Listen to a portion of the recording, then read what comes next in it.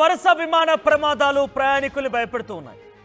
అయితే తెలుగు రాష్ట్రాల్లో నుంచి ఓ విమానం గాల్లోకి ఎగిరిన తర్వాత అది వెంటనే ఇక్కడే ఆగిపోయింది. ఈ ఘటన గన్నవరంలో చోటు చేసుకుంది.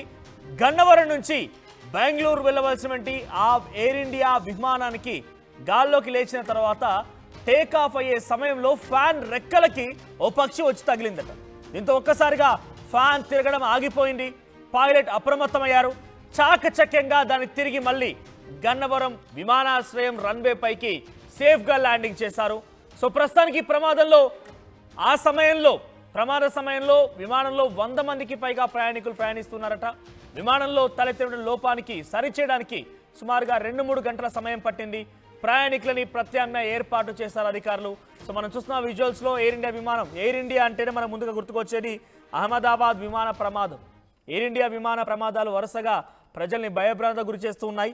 సో ఎయిర్ ఇండియా విమాన ప్రమాదం ఇప్పుడు మరొకటి గన్నవరం నుంచి బెంగళూరు వైపు వెళ్ళవలసిన ఎయిర్ ఇండియా విమానంలో టేక్ ఆఫ్ అయిన తర్వాత ఆ ఫ్యాన్ రెక్కలో, ఆ ఇంజన్కి సంబంధించినటువంటి ఆ ఫ్యాన్ రెక్కలో ఒక పక్షి వచ్చి పడిపోయింది. దీంతో ఆ ఫ్యాన్ తిరగడం ఆగిపోయింది.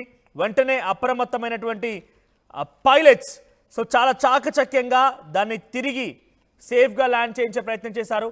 గన్నవరం నుంచి టేక్ ఆఫ్ అయినటువంటి కొన్ని నిమిషాల్లోనే ఈ ఘటన చోటు చేసుకుంది.